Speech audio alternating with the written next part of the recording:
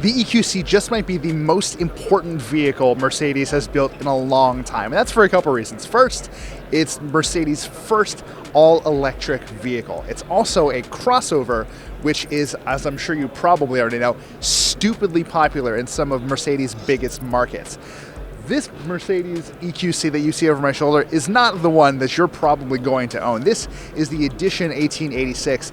It pays homage to the very first patents filed by Benz years and years ago in 1886, as a matter of fact, and it does pack a lot of extra niceties that just don't come standard on the regular EQC. Let's take a closer look.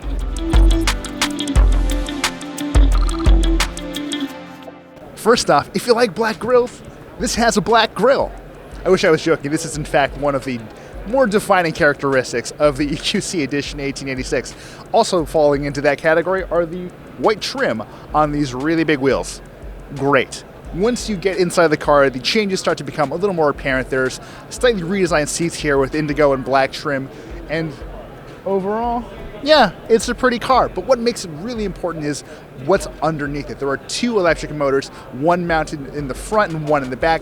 Together, these things combine to produce just north of 400 horsepower. That's actually quite a bit, especially when you consider how quick electric vehicles are off the line. This is going to be a really interesting ride, and it should give cars like the Tesla Model Y a real run for its money. There are a few extra flourishes you find in a car like the Edition 1886 that you just won't find in other electric crossover vehicles.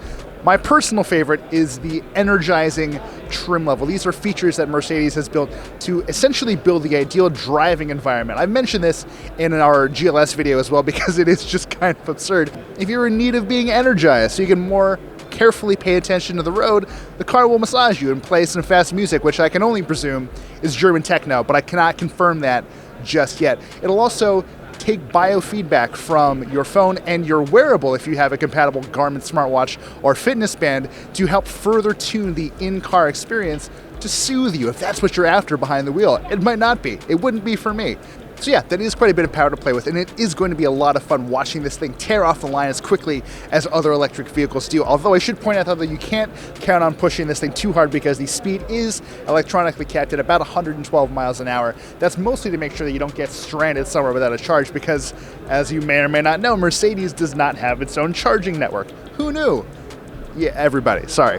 I will point out, though, that if you do find a compatible charger in the wild, you can count on getting up to 80% charge off of about a 40-minute cooldown period. And I'm told the car will also just sort of do some cool, comforting effects inside the vehicle to keep you at ease while it's charging up.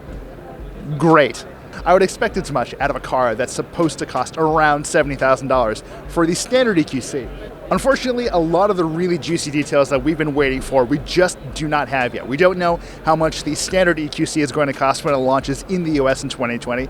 That's doubly true of the Edition 1886, although I have to assume we're looking at like a $10,000, $15,000 premium for some of these add-ons.